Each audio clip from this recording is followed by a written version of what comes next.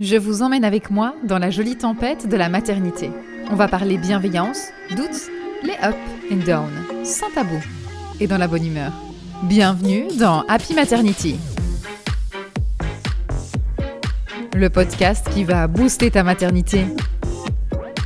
Bonne écoute!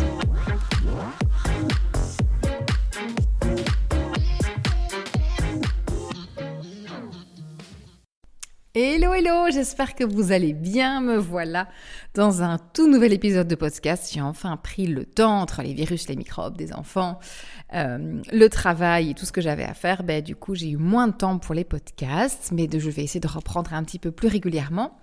Et celui-ci, j'avais envie de vous le faire parce qu'en fait, suite à une story, j'avais posté une story à propos des césariennes. Et j'ai eu énormément de réactions. Et en fait, j'avais posté cette story parce que j'ai eu un rendez-vous, un coaching one-one individuel avec une des mamans qui est cliente dans Happy Maternity, donc une de mes clientes avec qui je fais du coaching à la maternité. Et on a eu je trouve un super chouette moment, et donc j'avais envie de partager ça avec vous. Et visiblement, j'ai eu beaucoup de réactions de femmes qui m'ont dit « mais c'est exactement ce que je ressentais, moi c'est comme ça que j'ai vécu ma césarienne, j'aurais aimé avoir toutes ces informations avant, j'ai pas été assez préparée, et j'avais plein d'idées préconçues sur la césarienne, ou je l'ai très mal vécu, ou j'ai pas du tout eu l'impression d'avoir un vrai accouchement, j'ai pas vraiment accouché, et donc se fustiger un petit peu d'avoir vécu ce genre d'accouchement. Alors le premier truc que j'avais envie de dire déjà, c'est qu'il y a une espèce de croyance, et donc j'ai rencontré des femmes qui, elles, souhaitaient une césarienne de convenance. Donc c'est effectivement possible de demander une césarienne, et si le médecin est OK, vous avez la possibilité, par ce confort en fait de se dire ok, je saurai quelle date je vais accoucher, mon périnée ne sera pas abîmé, et donc il y a cette espèce de croyance que la césarienne, c'est un truc méga confortable quand on veut mettre un enfant au monde. Alors, je voudrais juste rappeler qu'en fait, une césarienne, c'est quand même venir couper dans les abdominaux, même s'il y a différents types de techniques maintenant, mais on vient quand même léser les muscles et on vient couper dans l'utérus pour pouvoir faire sortir bébé. Alors oui, certes, c'est quand même plus agréable de ne pas avoir le périnée, pas comment on va dire, mais douloureux, inflammé, où j'ai des mamans qui m'ont dit « mais moi j'ai un accouchement en voix basse, ou c'était terrible, je ne peux pas m'asseoir ». Donc oui, ok, on est d'accord. Mais je vous assure que moi, quitte à choisir, je préfère avoir un accouchement en voix basse qui se passe relativement bien, sans trop de lésions, plutôt qu'une césarienne qui se passe bien. Simplement parce que le postpartum immédiat, en fait, il est assez différent. Donc, j'ai envie de déconstruire cette croyance que la césarienne, c'est le méga confort. Et en plus, cette croyance de parce que c'est le méga confort, t'as pas vraiment accouché, t'as pas eu l'effort de mettre un bébé au monde, et donc tu l'as pas vraiment mis au monde, donc t'es pas vraiment une super maman, quoi. Et donc, j'ai envie de dire, on va déconstruire non, la césarienne n'est pas du tout beaucoup plus confortable qu'une voix basse. 2, on a mis un enfant au monde. Alors certes, il y a cette image de une césarienne, c'est un médecin qui le sort. J'ai envie de dire des voix basses qui se passent hyper médicalisées, où c'est le médecin qui sort aussi l'enfant, et la maman est complètement passive. Et il y a des césariennes où la maman peut pousser et être relativement active. Donc, moi je trouve ça méga important qu'on essaye de quand même faire passer le message qu'en fait un accouchement, c'est un accouchement. Il faut arrêter de banaliser. C'est pas parce que les femmes ont des grossesses, des accouchements depuis les millénaires qu'on doit pour autant se dire c'est rien, c'est pas une maladie. Oui, ok, d'accord. Je vous ai déjà expliqué plein de fois tout ce qui se passe pendant la grossesse, tous les changements physiologiques, et donc les gens ne voient juste un ventre qui grossit et une maman qui est un peu distraite et essoufflée. Fais un effort, s'il te plaît. Arrête d'être essoufflée, arrête d'être distraite et d'être fatiguée. Tu n'es pas malade, tu es juste enceinte. Donc, j'ai un podcast là-dessus, mais voilà, quand vous savez tous les organes qui fonctionnent différemment, votre cerveau qui se contracte, votre foie, votre rein, bref, on en a déjà parlé plein de fois, une grossesse, c'est pas une banalité du tout. Alors évidemment, il y a des femmes qui vont très bien le vivre et des femmes qui vont moins bien le vivre. Peu importe, on s'en fout. L'objectif, c'est juste de se dire, ok, c'est une période quand même, c'est un grand bouleversement. C'est important de prendre soin de la femme dans ces moments-là et qu'elle arrive aussi à prendre soin d'elle sans culpabiliser. C'est encore un autre sujet. Mais donc du coup, l'accouchement, c'est le fait d'être capable de donner son corps pour pouvoir donner naissance à ce bébé, le faire sortir. Et le faire sortir, que ce soit par voie basse ou par le ventre, je ne vois pas la différence en fait. Donc oui, à part des lésions qui vont être différentes, au niveau de l'accouchement, le fait de mettre son enfant au monde, ça revient au même, vous avez accouché. Et donc, ce que j'ai envie de faire aussi, c'est essayer de vous donner des petits tips. Donc vous dites, imaginons, je ne sais pas, vous avez une césarienne programmée ou vous ne le savez pas encore, parce que c'est quand même un des merveilleux moments, l'accouchement, je trouve, où l'être humain a tellement besoin de tout vouloir contrôler et ça nous rassure énormément. L'accouchement, ce qui nous fait très peur, c'est que la nature, elle te dit « essaye seulement de me contrôler, c'est moi qui gère ». Et donc, ça demande un lâcher-prise terrible de se dire « non, moi je veux une voie basse, je sais pas moi, sans péridurale, dans la baignoire, et que ça se finit en césarienne ». Moi, j'essaye un maximum d'apporter ce cocon et cette bienveillance dans Happy Maternity pour préparer les mamans à dire « Ok, on va faire en sorte d'aller vers ce que toi tu as envie, ce qui est important pour toi, mais par contre, on ne va pas faire l'erreur de se dire « Ok, je veux pas une césar, on n'en parle pas ». On va peut-être en discuter simplement pour pouvoir lâcher un peu les peurs et surtout pour se dire « Ok, quoi qu'il arrive, même si je vais au bloc et c'est pas ça que je voulais, eh bien, ça va rester une fête. Je vais faire de ce moment un moment qui me plaît et qui me convient, même si c'est pas exactement ce que je voulais. » Et donc, là où la femme pourrait reprendre se réapproprier son accouchement, elle laisse un peu tomber, et je comprends complètement, parce que la société et le corps médical l'invitent à ça. On va au bloc opératoire, je vais me faire accoucher, et donc quelqu'un d'autre prend la naissance en charge, et donc j'ai pas été capable. Donc il y a une culpabilité qui s'installe de pourquoi j'ai pas été capable, mon bébé s'est pas retourné, j'ai un trop gros bébé, j'ai déjà eu des césariennes, j'en sais rien, une pathologie particulière, ou il y a un souci avec bébé, et j'ai échoué. J'ai eu une césarienne. J'aimerais bien juste que vous preniez le temps 2 minutes de vous dire qu'une césarienne, c'est pas un échec. C'est un échec que si vous décidez de le voir comme ça. Ça n'est pas un échec. C'est un changement de situation, un changement de programme qu'on doit être capable d'accueillir. Vous avez quand même mis votre bébé au monde. Et alors, pour remettre juste un tout petit peu, donc un accouchement par césarienne, donc il peut y avoir multiples raisons, bonne ou pas bonne, et voilà, pour moi je ne vais pas discuter de ça, mais il y a des raisons pour lesquelles on va aller au bloc en césarienne.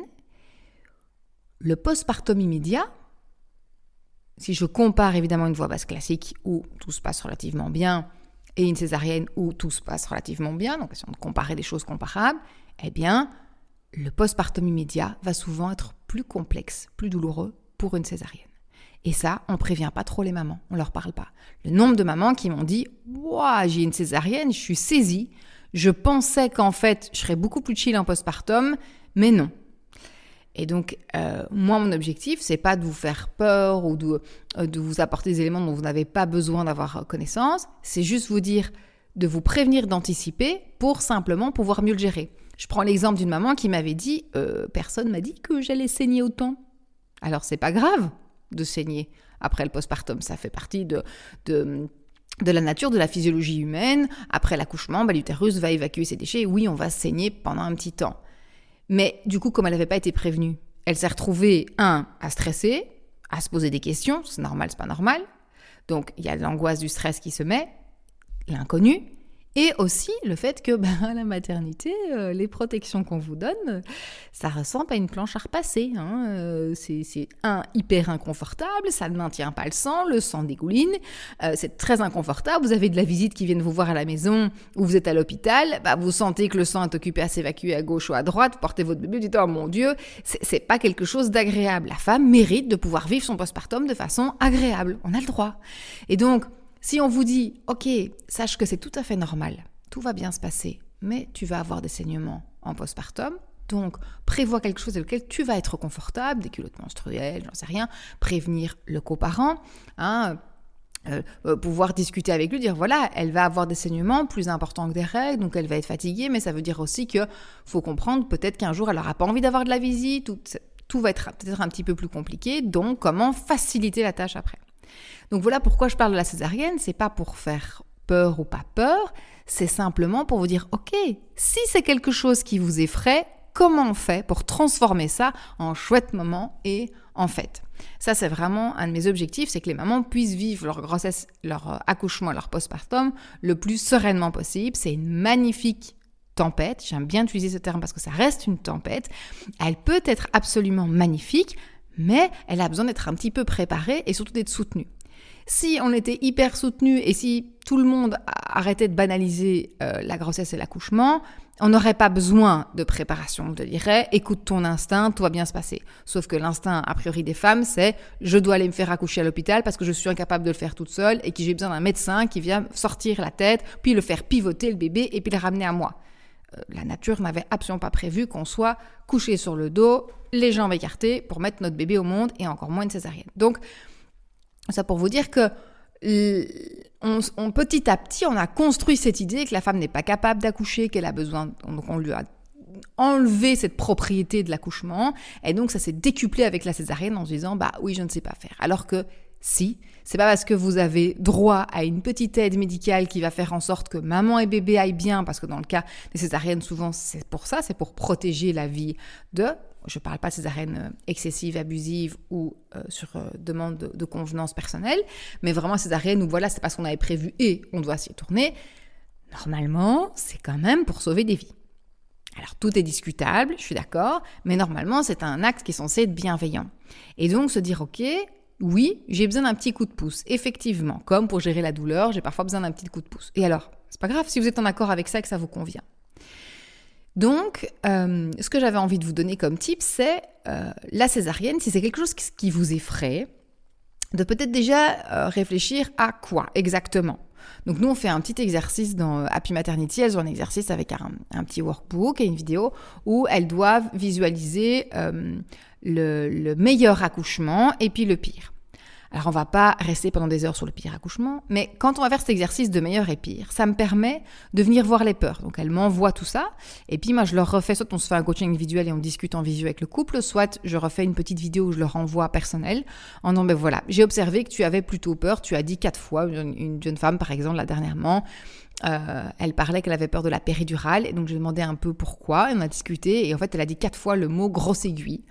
Dans la discussion qu'on a eue. Et donc, ok, on a discuté de cette grosse aiguille. Et donc, je lui ai donné des trucs qu'on a en hypnose ou des techniques pour réduire certaines craintes, peurs, angoisses, fantasmes. Et donc, on a fait un travail là-dessus pour diminuer sa peur liée à la grosse aiguille. Sachant qu'elle n'est pas si grosse qu'on ne le pense du tout. D'ailleurs, si la péridurale, c'est un truc qui vous questionne, n'hésitez pas à aller écouter le podcast sur la péridurale où j'ai interviewé un anesthésiste trop chouette, Arnaud, et il vous explique un petit peu c'est quoi une péridurale et pourquoi on doit arrêter de fantasmer sur certaines peurs ancestrales qui datent parce qu'avant, effectivement, les péridurales étaient assez fort dosées, ne se faisaient pas de la même façon, et maintenant, on les maîtrise quand même beaucoup mieux. Donc voilà, si c'est un truc qui vous angoisse, n'hésitez pas à écouter le podcast et puis à revenir vers moi si vous avez des questions. Mais donc, ça ne sert à rien de fermer les yeux sur la peur de la césarienne, on va les regarder, ok, c'est quoi ? Qu'est-ce qui te fait peur dans la césarienne ?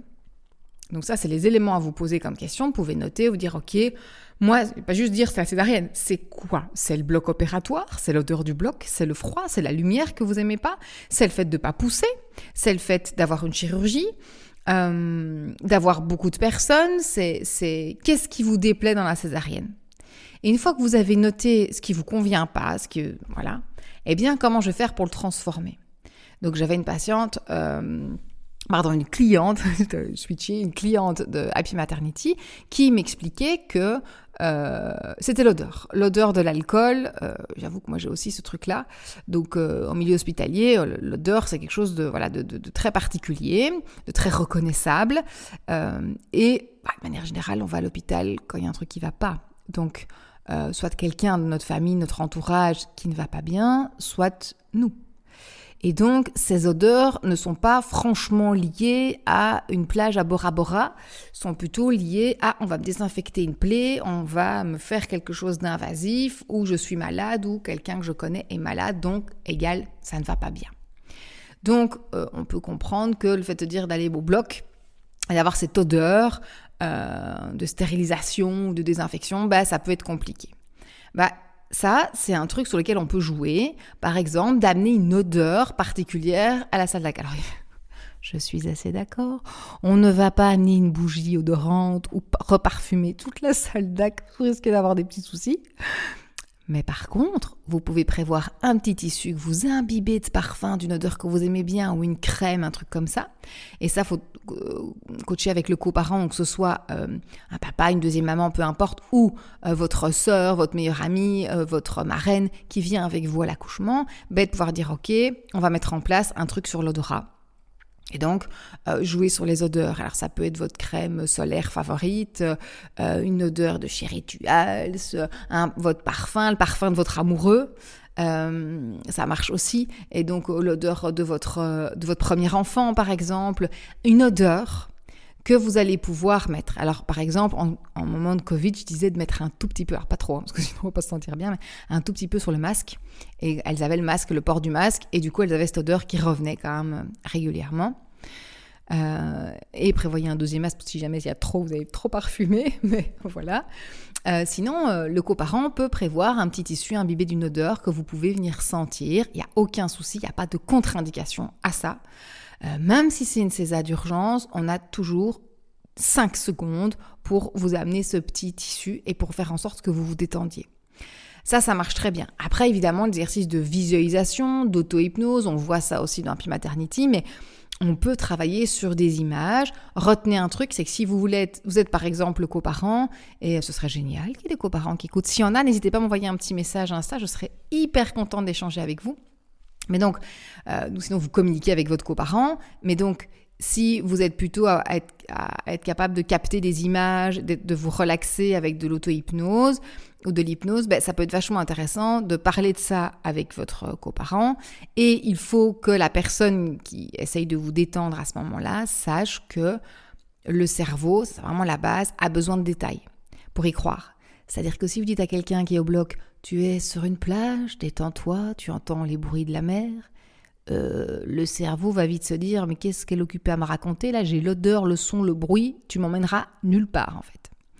Et donc ce qu'il faut, normalement c'est un entraînement, nous c'est ce qu'on travaille dans Happy Maternity, techniquement il faut être entraîné, mais il y a même des sages-femmes maintenant qui sont formées en auto-hypnose, des médecins en hypnose, qui au moment où ça se passe pas très bien, ou la maman a besoin d'aide, ou elle souffre trop, peu importe, ils viennent faire de l'hypnose en direct, mais bon, faut tomber sur le bon sage-femme, le bon médecin qui est OK et qui à ce moment-là, vous fait un peu d'hypnose, il faut avoir le temps de le faire, enfin voilà, il faut que vous vous accrochiez, et on accroche beaucoup mieux avec des personnes à qui on a confiance, donc le coparent c'est quand même le top, et il n'a pas besoin de faire une formation en hypnose ou en auto-hypnose, il peut simplement appliquer des petits exercices très très simples, et s'il ne sait pas du tout quoi faire, l'idéal c'est de vous emmener ailleurs, c'est-à-dire dire ok chérie, maintenant tu vas te concentrer sur ma voix, tu fermes les yeux et vous l'emmenez à un endroit où elle a déjà été et vous allez sur des détails. Le cerveau a besoin de détails. Et donc pas dire, tu te souviens quand on était au restaurant italien, machin.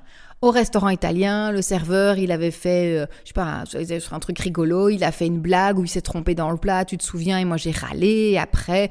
Et donc d'aller vraiment dans des détails de situation pour que le cerveau veuille bien y accrocher. Il a plus de chance parce que, 1, il connaît votre coparent, 2, il y a des détails. Donc voilà.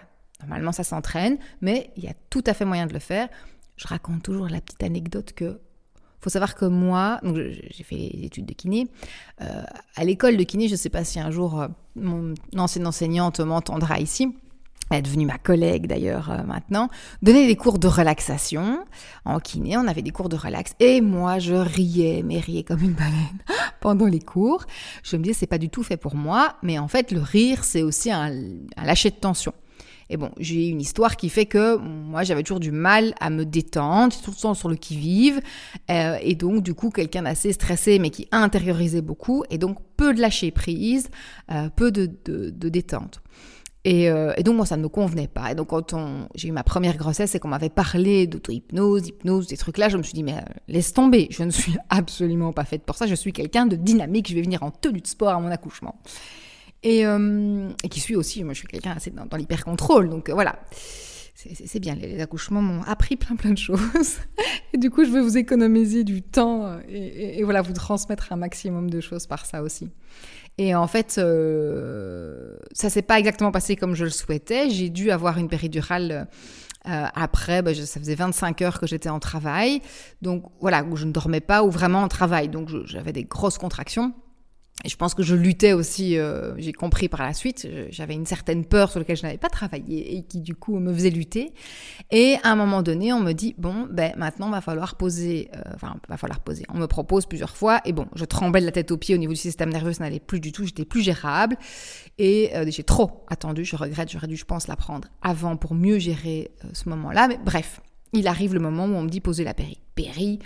Moi qui avais une phobie de tout ce qui est prise de sang et autres, je déteste les milieux hospitaliers et donc j'étais là occupée à me dire ouah, non, on va me mettre une péridurale, ça va pas le faire en fait. Et j'ai beaucoup de chance parce que l'homme de ma vie, qui est le papa de mes enfants, me connaît très bien, a une bonne capacité d'adaptation avec moi et il a été extra.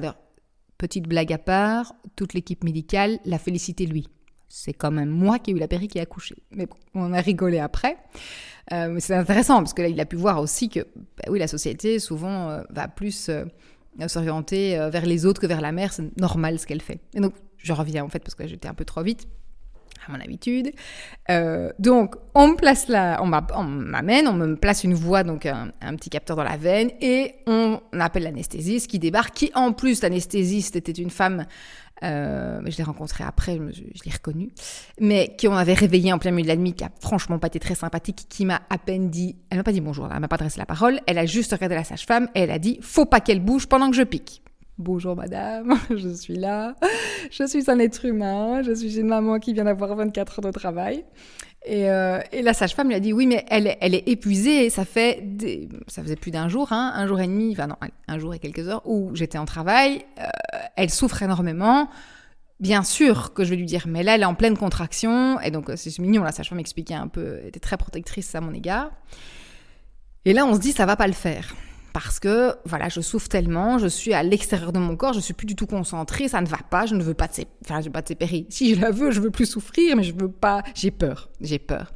Et là, c'est super mignon parce que le papa de mes enfants, je devais avoir le doigt arrondi à 6, donc il est venu près de moi, et il a commencé à me dire, Aurélie, je voudrais que tu te concentres juste sur ma voix. Au début, j'étais là, qu'est-ce qu'il me veut ?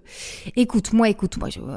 J'ai confiance en lui, donc je l'écoute, et puis il commence à me dire, est-ce que tu visualises donc ta première vertèbre cervicale, pour savoir qu'on est tous les deux kinés. Lui, il est plutôt spécialisé dans tout ce qui est anatomique, donc l'anatomie. Et donc, il venait appuyer sur un point où il me connaît, je suis très intellect. Et donc, effectivement, tout d'un coup, dans la réflexion, il fallait que je réfléchisse. Au début, mon cerveau a lutté. Je me suis dit, quoi il vient ? Je m'en fous de l'orientation des facettes de telle vertèbre. Je m'en moque. Et donc, j'ai un peu lutté en disant, mais qu'est-ce que tu me racontes là ? Enfin, il a dit, stop, tu ne fais que m'écouter, écoute-moi. Et donc, on a fait de la visualisation anatomique. Qui l'eût cru ? Il fait ça, et puis il commence à me dire, tu vois ton épaule, ta clavicule, ok, tu descends l'omoplate, la scapula, tu la descends, la droite. Non, pas comme ça, plus la droite, la gauche. Et donc, j'étais comme un robot à essayer d'écouter, je m'accrochais un peu à ce que je peux. Et puis là, on me dit, voilà madame, c'est terminé. Ça va très vite, une péridurale. Et donc, je m'arrête, et je dis, comment ça s'est terminé ? Ah oui. Je dis, mais j'ai pas eu de contraction entre, c'est fou. Mon travail, c'est arrêté le temps que vous fassiez ça. Toute l'équipe m'a regardé avec des grands yeux en me disant, mais elle a un petit souci. Et en fait, non, simplement, je n'ai plus senti la douleur. Le temps que je le dise, parce que la douleur ne s'arrête pas tout de suite avec une péridurale, ça prend un petit peu de temps, en 15-20 minutes. Le temps que je le dise, je fais un bond et je ressens une douleur vive qui arrive de ma contraction. J'ai nous le travailler de nouveau là. Ils m'ont tous regardé en disant le travail ne s'est jamais arrêté. On le voit sur le monitoring, les contractions étaient là, mais la douleur n'était pas perçue. Et donc, je me dis, ok, magique. Donc, on peut, sans avoir été du tout préparé, sans se dire que c'est un truc auquel on accroche, ça peut fonctionner. Donc, s'il y a par ici un coparent qui m'entend, je vous promets que ça vaut le coup de vous préparer déjà un petit truc. Vous savez comment votre femme ou votre compagne ou votre ami fonctionne. Et donc, essayez d'avoir un petit outil comme ça avec vous, de savoir de quoi vous allez vouloir parler, et si vous ne savez pas de quoi parler, n'hésitez pas à me demander, m'envoyer un petit message sur Insta, et on en discute avec plaisir. Donc il y a des trucs d'odorat, de changer les odeurs, il y a l'auto-hypnose, l'hypnose, et il y a plein d'autres petits outils que vous pouvez utiliser. Savoir que ça existe, que vous pouvez transformer votre césarienne, par exemple le fait de pousser. Moi ce qui me manque, c'est pas d'être active et de pousser. Il faut savoir, ça a commencé en France, donc c'est notre pays un peu voisin, mais en Belgique il y a ça aussi, on commence à pouvoir pousser lors d'une césarienne. Alors évidemment, je ne vous parle pas d'une césarienne code rouge en urgence où ça ne va pas du tout à l'anesthésie générale. Une césarienne classique, programmée ou pas d'ailleurs, on vous dit maintenant on va passer au bloc, eh bien on peut ouvrir et vous demander de pousser. Et donc vous pouvez aussi avoir un champ, donc un espèce de draquet devant vous, vous pouvez voir ou pas voir, ça dépend, j'ai pas envie de voir que ça sort de mon ventre ou si je veux voir ce bébé. Et vous pouvez, moi j'ai vu des accouchements où elles étaient avec un champ libre et donc on a sectionné et puis elle a pu venir chercher son bébé, donc elle a poussé pour expulser son bébé de son ventre et elle est venue le chercher. Et donc il y a moyen de mettre des choses en place et ça c'est vraiment important de pouvoir discuter avec votre gynéco et s'il faut changer de gynéco peu de temps avant l'accouchement et que vous trouvez quelqu'un avec qui vous vous sentez bien, mais foncez en fait, on s'en fout. Il faut quelqu'un avec qui vous vous sentez bien et qui est ouvert à vos idées ou à ce que vous avez envie de faire. Alors évidemment, ils ont un protocole minimum à respecter en salle d'ac, ça on le comprend bien. Ils sont quand même, entre guillemets, responsables de votre vie et donc ils ont parfois des règles. Mais parfois, on vous impose des règles qui n'ont pas lieu d'être et que les règles vont changer d'un gynéco à l'autre. Donc ça vaut le coup, parfois, de demander juste une consultation chez un autre obstétricien, même qui ne vous a pas suivi, et de pouvoir dire, tiens, si moi j'accouche avec vous, qu'est-ce qui se passe? Et d'en discuter. Donc ce que j'ai envie de vous dire, 1, ne masquez pas vos peurs. Vous avez peur, c'est pas parce que vous allez y penser pendant une journée et trouver des solutions que c'est ça qui va arriver. Vous allez juste pouvoir vous libérer de vos peurs. Donc on se libère de ce qui nous fait peur, on en parle pour s'en libérer. On en parle à quelqu'un, évidemment, en parlant à quelqu'un de bienveillant et ouvert et qui ne colle pas son expérience sur vous, parce qu'il y a beaucoup de gens qui font ça. Hein. Ah non, mais moi j'ai eu une césarienne ou j'ai une copine qui a une césarienne, c'était terrible. Ou ah non, mais moi c'était magnifique, je sais pas pourquoi tu t'inquiètes. Non, quelqu'un qui est bienveillant et qui va juste être là comme réceptacle pour vous écouter, écouter vos peurs, qui n'est pas là pour vous trouver une solution tout de suite. Et donc, on parle de ces peurs, on les exprime, on les note. Ensuite, on cherche à comment les transformer, qu'est-ce qui va vous rassurer, qu'est-ce qui vous ferait du bien. Dans quel cas vous vous sentiriez mieux? C'est de la musique? Peut-être qu'on peut amener au bloc une petite enceinte avec un petit peu de musique. Il y a plein de gynécos qui font ça. Donc, essayez de trouver qu'est-ce qui vous fait peur et comment on pourrait faire en sorte que ça se passe quand même bien. Ce ne sera pas parfait, parce que ce ne sera pas comme vous vouliez exactement, mais que ça se passe quand même bien et que ça reste une fête. Peut-être que en cas de césarienne, le coparent peut prévoir un petit cadeau juste avant pour vous encourager, dire « Hey, regarde, tu vas au bloc, félicitations, regarde, t'as un petit truc » et un cadeau après. Et ça peut être des petites choses, peu importe. Mais donc, 1, on se demande de quoi on a peur. 2, on cherche à comment transformer cette peur en autre chose. 3, on amène du plaisir. Tout ce qui vous fait plaisir va vous détendre et susciter les bonnes hormones de l'accouchement et les hormones de l'attachement pour après avec bébé. On oublie l'image de la césarienne où on ne met pas au monde son enfant. Donc, qu'est-ce qu'on fait? On se félicite. Vous vous félicitez. Quand la césarienne est terminée, vous félicitez. Le coparent, applaudissez-la ou dites-lui bravo. T'as super bien géré. En fait, on vient de t'ouvrir le ventre. T'as super bien géré. Bravo, ma chérie, d'avoir mis notre bébé au monde. Et donc, après, vous-même, vous devez vous féliciter. Merci mon corps d'avoir pu me donner cette possibilité-là, d'avoir accouché, d'avoir mis mon bébé au monde. C'est hyper important que vous le répétiez ça, que vous vous félicitiez, que vous soyez fiers de vous, même si c'est une césarienne. Et j'ai envie de dire encore plus si c'est une césarienne. Et puis, on oublie cette histoire de c'est beaucoup plus confortable. Toutes les femmes qui ont accouché par voie basse, peut-être qu'elles ont cette vision-là de la césarienne.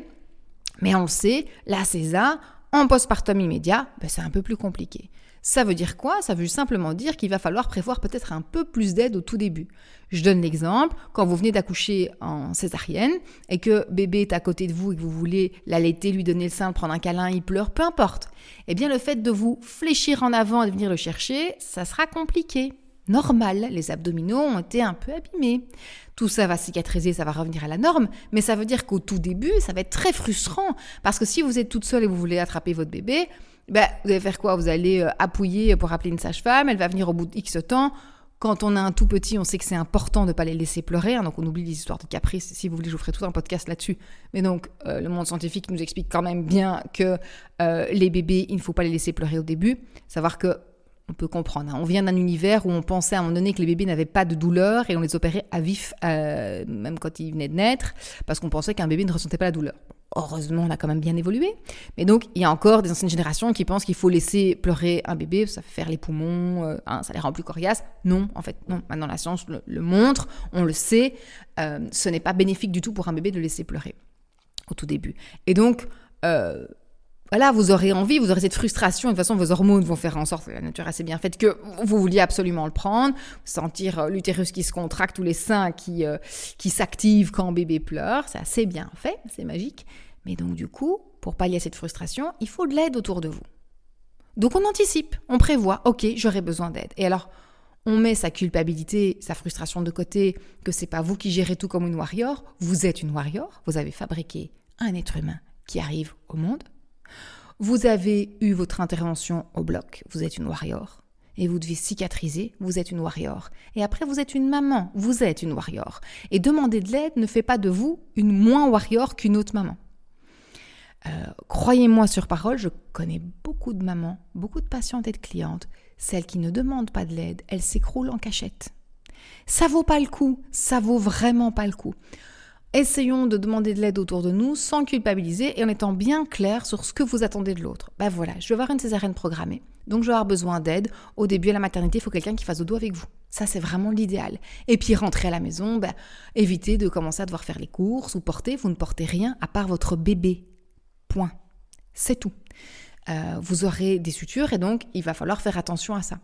Et autre petit truc et astuce, quand vous toussez éternuez, vous pouvez mettre la main sur la cicatrice, ça va soutenir un petit peu. Il y a plein d'autres petits trucs que vous aurez comme information en général à l'hôpital en sortant, sinon dans Happy Maternity, nous on l'explique, mais voilà, c'est hyper important simplement de se préparer. Donc j'espère que si vous avez une césarienne en vue, prévue, vous avez peur d'avoir une césarienne, j'espère que ça a pu répondre à certaines de vos interrogations, de vos questionnements. Mais donc transformer ça en visualisation positive, tout à fait possible. Donc essayez aussi de prendre un temps pour visualiser une césarienne qui se passe bien et où vous êtes bien. Amenez une nouvelle image à votre cerveau et si vous avez besoin, allez regarder des vidéos de césarienne qui se passent magnifiquement bien. Bon, demandez peut-être à votre entourage de regarder les vidéos avant parce qu'on ne sait jamais sur quoi on va tomber. Mais voilà, en tout cas, vous pouvez le faire toute seule. Mettez une nouvelle image de la césarienne sur votre image actuelle. Transformez vos croyances parce qu'on est notre plus grande limite, c'est nous et notre cerveau. J'espère que ça a pu vous aider. Si vous avez des questions, vous avez envie que j'aborde un de ces éléments plus en profondeur, envoyez-moi un petit message sur Insta, ça sera avec grand plaisir. D'ici là, prenez soin de vous surtout, c'est le plus important. Pour bien prendre soin des autres, on doit d'abord savoir prendre soin de soi-même et écouter ses limites. Je vous souhaite une excellente matinée, nuit, journée. Je ne sais pas quand vous écouterez le podcast, mais j'espère que vous allez bien. Si vous avez aimé le contenu du podcast, n'hésitez pas à me mettre des petites étoiles ou à vous abonner sur Spotify. Ça me fera super plaisir et surtout, ça va augmenter l'impact que nous pourrons avoir sur un maximum de femmes pour changer le monde de la maternité et qu'il y ait de plus en plus de femmes épanouies et heureuses, que ce soit pendant la grossesse, l'accouchement ou le postpartum. Ça me ferait super plaisir, ça vous prend quelques secondes et c'est un impact super important pour moi. Je vous dis à très bientôt.